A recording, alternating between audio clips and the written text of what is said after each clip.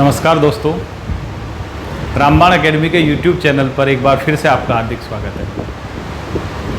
भाइयों, आज आपके लिए करंट अफेयर्स का टॉपिक ला रहे हैं। तो अभी तक जो हम करंट अफेयर्स करवा चुके हैं वो मई 2020 की करा चुके हैं, जून 2020 की करा चुके हैं। अभी जो हम घटनाएं बता रहे हैं इनमें ये घटनाएं हैं जुलाई 2020 की। ठीक है, तो मतलब 3 महीने की करंट अफेयर्स आपके पास क्लियर हो जाएगी सर। ओके, तो आज की शुरू करते हैं करंट अफेयर्स जुलाई 2020।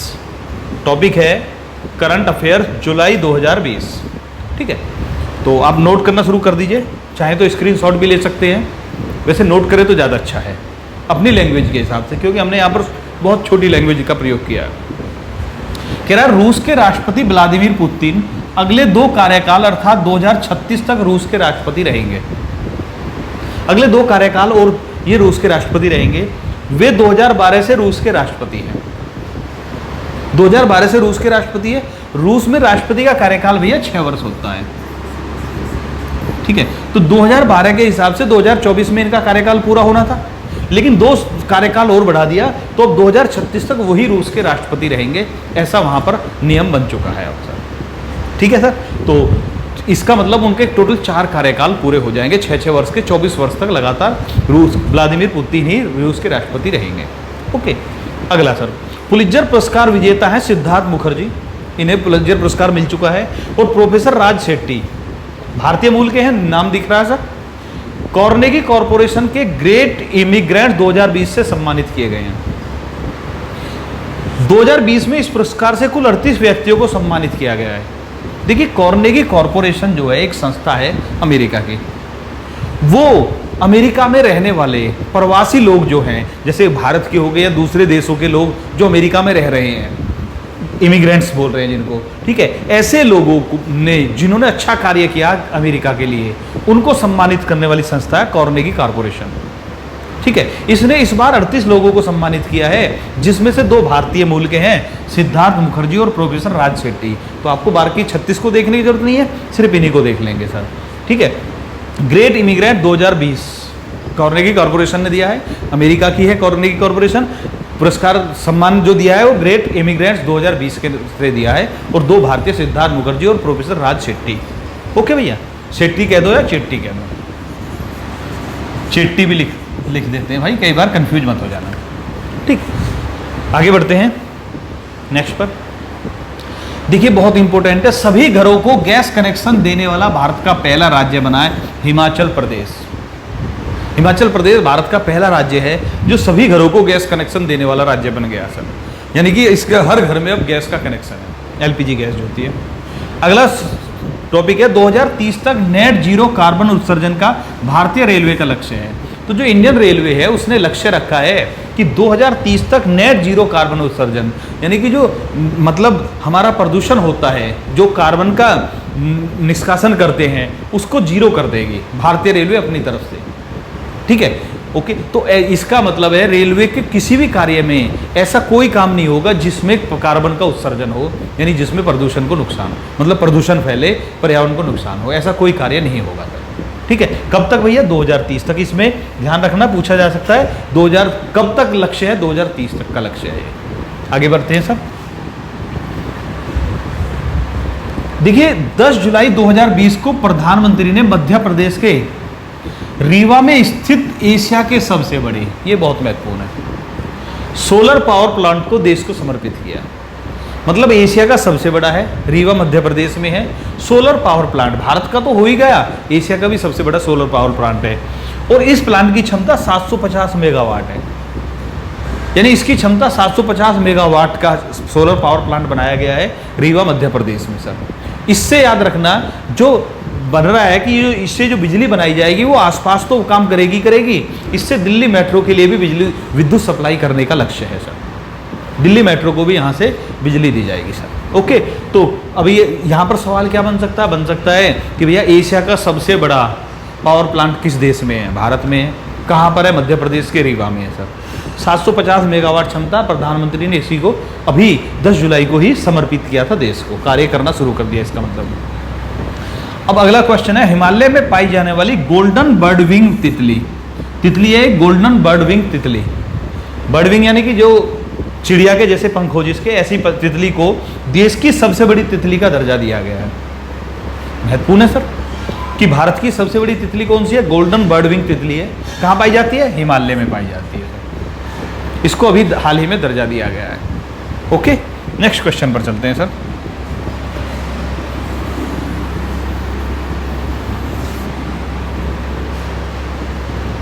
नेक्स्ट क्वेश्चन पर आते हैं। हाल ही में बोत्सवाना देश हाथियों की मृत्यु के कारण चर्चा में रहा। तो बोत्सवाना देश है, ये जो है अभी चर्चा में रहा। हाथियों की जो मृत्यु हुई है, रहस्यमय मृत्यु, सैकड़ों हाथियों की मृत्यु हुई रहस्यमय ढंग से, उसके कारण चर्चा में रहा। तो यहाँ भी सवाल ये बन सकता है कि हाल ही में कौन से देश में हाथियों की रहस्यमय मृत्यु हुई? तो बोत्सवाना देश है सर। ओके, अगले चलते हैं सर।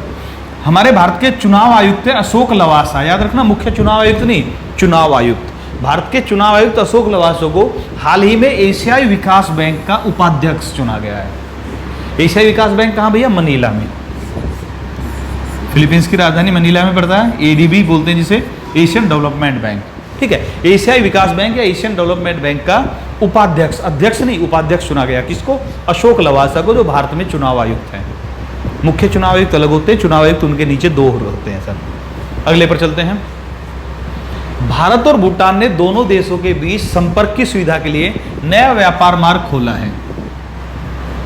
तो अभी पूछा जा सकता है कि भारत के साथ किस देश ने अभी एक नया व्यापार मार्ग को खोला है? तो भूटान ने खोला है, जिससे कि संपर्क बन सके अच्छी तरह से और दूसरी जगह से भी व्यापार हो सके सर। ओके, आगे बढ़ते हैं सर। मतलब अच्छा, बस हल्का सा ध्यान में रखिए। छत्तीसगढ़ सरकार ने गोधन न्याय योजना के तहत किसानों से 2 रुपए प्रति किलोग्राम की दर से गोबर खरीदने को मंजूरी दी है। गोधन न्याय योजना के तहत किसानों से गाय का गोबर खरीदा जाएगा। ये छत्तीसगढ़ सरकार ने ऐसी व्यवस्था की है जिससे किसानों को फायदा हो सके। ओके, आगे बढ़ते हैं सर। गोधन न्याय योजना किस राज्य से? छत्तीसगढ़। हाँ जी। हिमाचल प्रदेश, अभी एक हिमाचल प्रदेश का पहले आया, सभी घरों को गैस कनेक्शन। यहां पर हिमाचल प्रदेश नादौन पुलिस थाने को देश और राज्य के सर्वश्रेष्ठ पुलिस थाने का दर्जा दिया गया। देश का और राज्य का सबसे अच्छा police station Nadaun police station है सर। कहाँ का भैया? हिमाचल प्रदेश का। ये नया है सर, पिछली बार कालो नाम का था सर। अलग अलग, हर बार अलग अलग आते रहते हैं। तो इस बार देश का सर्वश्रेष्ठ पुलिस स्टेशन, पुलिस थाना कौन सा दिया गया है? नादौन पुलिस थाना दिया गया है हिमाचल प्रदेश का। भारत का पहला प्लाज्मा बैंक दिल्ली में स्थापित किया गया है। अभी प्लाज्मा की जरूरत कहाँ पड़ी? जब कोविड फैला है, कोरोना की बारी की बात करते हैं, तो जो कोरोना से रिकवर कर रहे हैं तो उनका प्लाज्मा लेकर मरीजों का प्लाज्मा थेरेपी से इलाज किया जा रहा है। तो ऐसे में भारत का पहला प्लाज्मा बैंक दिल्ली में स्थापित किया गया। ओके, ठीक है। विजडन पत्रिका ने रविंद्र जडेजा को 21वीं सदी का सबसे मूल्यवान भारतीय खिलाड़ी घोषित किया है। इंपोर्टेंट है, क्लियर दिख रहा है सर कि विजडन पत्रिका ने 21वीं सदी का सबसे मूल्यवान भारतीय खिलाड़ी किसे घोषित किया? आर जडेजा, रविंद्र जडेजा को। ठीक है, ओके सर। अगले क्वेश्चन पर आते हैं। मास्क के इस्तेमाल को बढ़ावा देने के लिए रोको टोको अभियान मध्य प्रदेश में शुरू किया गया है। पूछा जा सकता है रोको टोको अभियान किस राज्य से संबंधित है? तो मध्य प्रदेश से। किस लिए? मास्क के इस्तेमाल को बढ़ावा देने के लिए। तो इसमें सरकार ने कहा है कि जो एनजीओ टाइप की संस्थाएं हैं, जो सामाजिक संस्थाएं हैं, वो क्या करेगी, अगर कोई व्यक्ति घर से बाहर निकल रहा बगैर मास्क के तो उसको रोकिए, कहिए भैया आपने मास्क क्यों नहीं लगा रखा है, और उसको मास्क बांटिए सर, और उससे 20 रुपये का चार्ज कीजिए। ये ऐसी व्यवस्था की जा रही है कि भैया मास्क जो है सामाजिक संस्थाएं बांटेंगी और उससे 20 रुपये उसके एवज में पैसा वसूल किया जाएगा। तो इसे रोको टोको अभियान कह रहे हैं। कहाँ पर भैया? एमपी में सर। ओके, अगले पर चलते हैं। उत्तर प्रदेश सरकार ने अनुसूचित जाति जो एससी होते हैं के गरीब छात्रों के लिए नवीन रोजगार छतरी योजना शुरू की है। योजना का नाम क्या? नवीन रोजगार छतरी योजना। नवीन रोजगार छतरी योजना किसके लिए है? उत्तर प्रदेश के गरीब अनुसूचित जाति के छात्रों के लिए। और कहां पर, किस सरकार ने प्रारंभ की? यूपी गवर्नमेंट ने प्रारंभ की है। क्लियर हो गए भैया? आसानी है, क्लियर, सब कुछ यहां पर लिखा हुआ है। इसके बाद केंद्र सरकार ने मौसम की सटीक जानकारी देने के लिए मौसम ऐप लॉन्च किया है। केंद्र सरकार ने कौन सा ऐप लॉन्च किया है? मौसम ऐप लॉन्च किया है मौसम की सटीक जानकारी के लिए। तो जो हमारा मौसम विभाग है उसके द्वारा ये लॉन्च किया गया है। एक और पुरस्कार है सर, पहला पीसी महालनोबिस पुरस्कार सी रंगराजन को दिया गया। रिजर्व बैंक के भूतपूर्व गवर्नर थे सी रंगराजन, इनको पहला पीसी महालनोबिस पुरस्कार दिया गया। तो महालनोबिस पुरस्कार या पीसी महालनोबिस पुरस्कार इसी वर्ष शुरू हुआ है और सी रंगराजन के लिए घोषित हो गया सर। ठीक है भाई, क्लियर हो गया? चाहे तो स्क्रीनशॉट ले सकते हैं। ओके सर, अगले क्वेश्चन पर चलते हैं। पाकिस्तानी सेना की पहली महिला लेफ्टिनेंट जनरल निगार जौहर। जनरल से एक पोस्ट नीचे होता लेफ्टिनेंट जनरल, ठीक है। तो पाकिस्तान में निगार जौहर लेफ्टिनेंट जनरल की पोस्ट तक पहुंचने वाली पहली महिला हो गई है सर। अब पहले इसका स्क्रीनशॉट ले लीजिए, फिर मेरा भूल भी जाते हैं सर। ओके सर, तो निगार जौहर कहाँ? पाकिस्तान की पहली महिला लेफ्टिनेंट जनरल। पर्यावरण मंत्रालय की रिपोर्ट के अनुसार, अभी नई रिपोर्ट जारी की है, भारत में बाघों की कुल संख्या 2967 है। भारत में बाघों की कुल संख्या 2967 है। तो पर्यावरण मंत्रालय कह रहा है कि वर्ल्ड के लगभग 70% बाघ जो हैं, टाइगर्स जो हैं, वो इंडिया में है सर। टोटल 13 देशों में मिलते हैं ये, जिनमें से 70% अकेले इंडिया में है। तो कितने? पर्यावरण मंत्रालय की रिपोर्ट के अनुसार भारत में बाघों की कुल संख्या 2967 है। 3000 से थोड़ा सा कम याद रखिए सर, और लगभग 70% इंडिया में है सर। ओके, दूसरा, सबसे ज़्यादा भारत के अंदर अगर पूछा जाए किस राज्य में है? मध्य प्रदेश में 526 बाघ हैं और कर्नाटक में 524 है। अब देखिए बहुत क्लोज है सर, 526 524 इसलिए मैंने लिख दिया है क्योंकि ये आंकड़े कभी भी बदल सकते हैं, समझ रहे हो ना सर? ठीक है, एक दो बाघ के जन्म हो जाए या एक दो की मृत्यु हो जाए तो ये आंकड़े आगे पीछे हो सकते हैं, तो इसलिए मैंने दोनों को लिख दिया। तो लेटेस्ट आंकड़ा जो है वो ये है, मध्य प्रदेश 526, कर्नाटक 524। क्लियर हो गया? भारत के अंदर सबसे ज़्यादा, वर्ल्ड में तो सबसे ज़्यादा इंडिया में है ही है, 70% अकेले इंडिया में है। इसके बाद भारत का पहला कॉक पार्क, याद रखना इसको, कॉक पार्क को लाइकेन पार्क भी कह सकते हो। भारत का पहला कॉक पार्क या लाइकेन पार्क उत्तराखंड के पिथौरागढ़ जिले के कुमाऊं क्षेत्र के मनुष्यारी में बनाया गया है। अब पूछा क्या जा सकता है सर, मैंने सारी चीज़ लिख दी। भारत का पहला कॉक पार्क कहाँ? मनुष्यारी में। मनुष्यारी भी आ सकता है, लेकिन मनुष्यारी नहीं तो कुमाऊं भी आ सकता है, पिथौरागढ़ भी आ सकता है, या उत्तराखंड भी आ सकता है। इसलिए मैंने सारी चीज़ों को लिखवा दिया यहाँ पर। भारत का पहला कॉक पार्क या लाइकेन पार्क कहाँ पर है? मनुष्यारी में है, जो कुमाऊं क्षेत्र में आता है, पिथौरागढ़ जिले में आता है, उत्तराखंड में। उत्तराखंड है ये, उत्तराखंड स्पेलिंग मिस्टेक है सर, उत्तराखंड में। ओके, आगे चलते हैं। अभी देखिए राफेल विमान चर्चा में रहे। पहले 5 राफेल विमान का बैच हरियाणा के अंबाला में पहुंचा। तो भारत में जब राफेल विमान आते हैं 29 तारीख को, ठीक है, 29 को आए हैं, ये तो सभी को मालूम है। तो पहली बार जब इन्होंने भारत में प्रवेश किया, भारत में लैंड किया, अंबाला में किया। अंबाला कहाँ पर था? हरियाणा में। कितने विमान आए? 5 आए, बहुत चर्चा में है, तो आपको भी पता होना चाहिए सर। फ्रांस से आ रहे हैं, ये तो सभी जानते हैं। ये विमान फ्रांस की कंपनी दसॉल्ट एविएशन द्वारा निर्मित किए गए हैं। तो भारत ने किससे लिए? दसॉल्ट एविएशन कंपनी से। ओके भैया, दसॉल्ट एविएशन कंपनी है फ्रांस की, उसने हमको राफेल विमान दिए हैं 5, आगे और भी आने हैं सर। तो पहली जो खेप आई है वो अंबाला के हरियाणा में आई है। इसके बाद नई शिक्षा नीति 2020, भारत की नई शिक्षा नीति घोषित की गई है 2020 के लिए। अब इसमें क्या क्या प्रोविजन है, क्या क्या महत्वपूर्ण बातें हैं, उनको देख लेते हैं सर। देखिए, केंद्रीय मंत्रिमंडल ने नई शिक्षा नीति 2020 को मंजूरी दी है। तो केंद्रीय मंत्रिमंडल जो कैबिनेट मिनिस्टर होते हैं, कैबिनेट होती है, उसने इसको स्वीकृति दे दी है, मंजूरी दे दी है। ठीक है, अब इसके बारे में और क्या है कि इसका उद्देश्य ट्रांसफॉर्मेशन रिफॉर्म है, ट्रांसफॉर्मेशनल रिफॉर्म है। ये जो शिक्षा नीति है ये चाह रही है कि इस तरह से कि पूरी के पूरे देश की शिक्षा पद्धति में सुधार हो जाए, उस उद्देश्य को रखकर ये शिक्षा नीति तैयार की गई है। ठीक है, इसके तहत जो शुरुआत, ये तो समझ में आ गया था। अब क्या क्या प्रोविजन किए गए, क्या क्या बदलाव किए गए, इनमें से महत्वपूर्ण बहुत बड़ी शिक्षा नीति है सर। लेकिन इनमें से महत्वपूर्ण, पहली चीज मानव संसाधन विकास मंत्रालय। अभी तक जो हमारा शिक्षा मंत्री हुआ करते थे वो मानव संसाधन विकास मंत्री कहलाते थे। मानव संसाधन विकास मंत्रालय के अंतर्गत शिक्षा मंत्रालय आता था, लेकिन अब मानव संसाधन विकास मंत्रालय का नया नाम शिक्षा मंत्रालय किया गया है। भैया स्टार लगा लेना, बहुत ज्यादा महत्वपूर्ण है। और स्क्रीनशॉट ले लीजिए भाई। ओके, ठीक है। मानव संसाधन विकास मंत्रालय का नया नाम क्या कर दिया? शिक्षा मंत्रालय किया गया है। ठीक है, आगे बढ़ते हैं सर। नई शिक्षा नीति 2020 जो है यह 34 वर्ष पुरानी शिक्षा नीति 1986 का स्थान लेगी। 1986 में एक शिक्षा नीति आई थी जो 1992 में लागू हुई थी। ठीक है, पूरी तरह से लागू हुई थी, उसका स्थान ले रही है ये नीति। 34 वर्ष पुरानी नीति है जो उसकी जगह पर अब नई नीति बनाई जा रही है। ठीक है, ओके सर। इसके बाद आ जाते हैं तो कौन सी नीति का जगह आ रही है? 1986 शिक्षा नीति 1986 की जगह शिक्षा नीति 2020। इसके लिए जो 2020 की नीति बनाई गई है, इसके लिए 2017 में के कस्तूरी रंगन की अध्यक्षता में समिति बनाई गई। समझ में आ गया सर?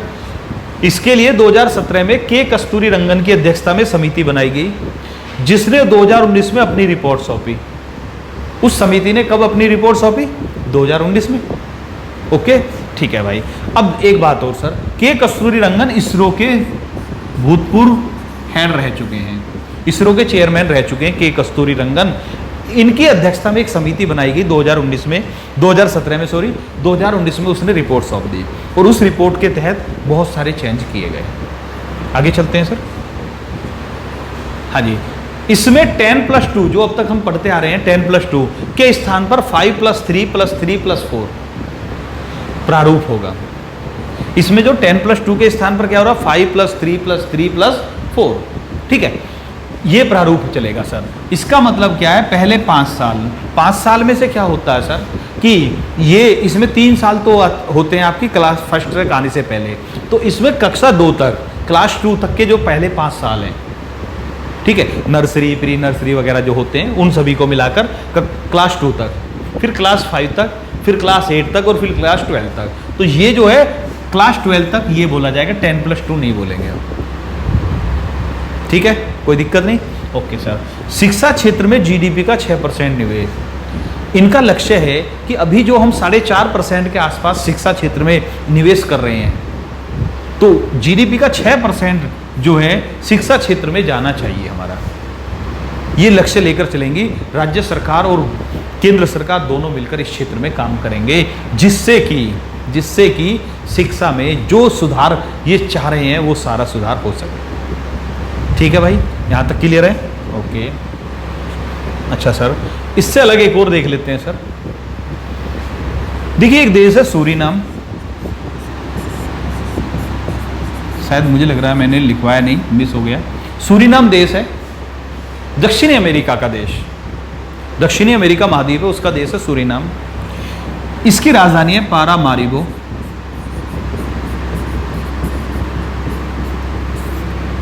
अफ्रीका का नहीं है, एशिया का नहीं है, दक्षिणी अमेरिका का है।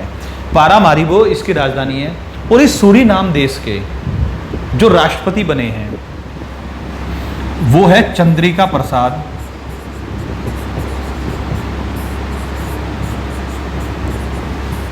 संतोख।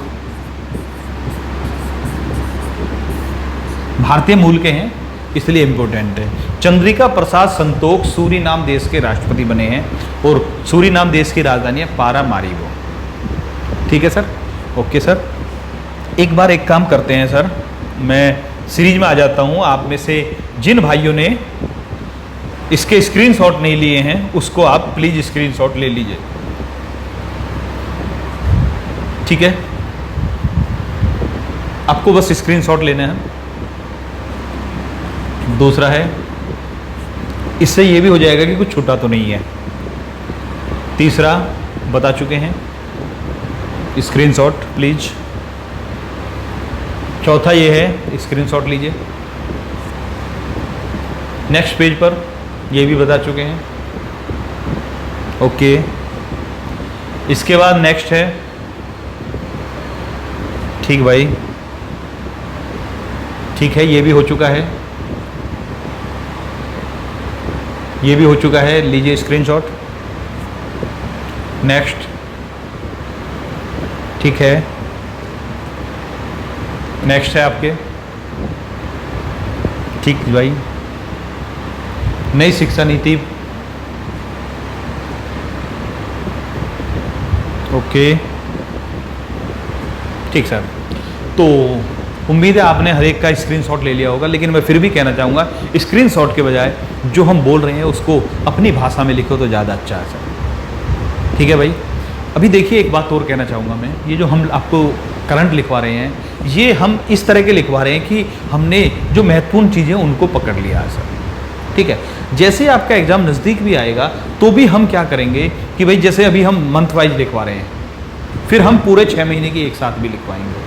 उसमें जो चीज़ें छूट गई हैं, जैसे अभी आप सपोज करिए सुशांत सिंह राजपूत की मृत्यु हुई, ठीक है, या फिर जो डांस डायरेक्टर थी सरोज खान उनकी मृत्यु हुई, ऐसी चीज़ों को हम थोड़ा साइड में कर रहे हैं सर, क्योंकि उस टाइम जो है ना एक अलग लिस्ट बनाकर दे दी जाती है सर, वो एग्ज़ाम के पास ही किया जाता है कि भाई हाल ही में इन व्यक्तियों की मृत्यु हुई है या हाल ही में ये सारे पुरस्कार मिले तो उनको अलग से बनाकर दे दिया हमने। ठीक है, तो उस टाइम ज़्यादा अच्छा तरीके से वो कवर हो जाता है सर। ओके, तो भैया ये आज जो आपके मेन टॉपिक हैं जिनमें लैंग्वेज बनती है उनको हम आपको कवर करवाते हुए चल रहे हैं सर। ठीक है भाई, आज की वीडियो में इतना ही, अगली वीडियो में फिर मिलते हैं भाइयों। जय हिंद।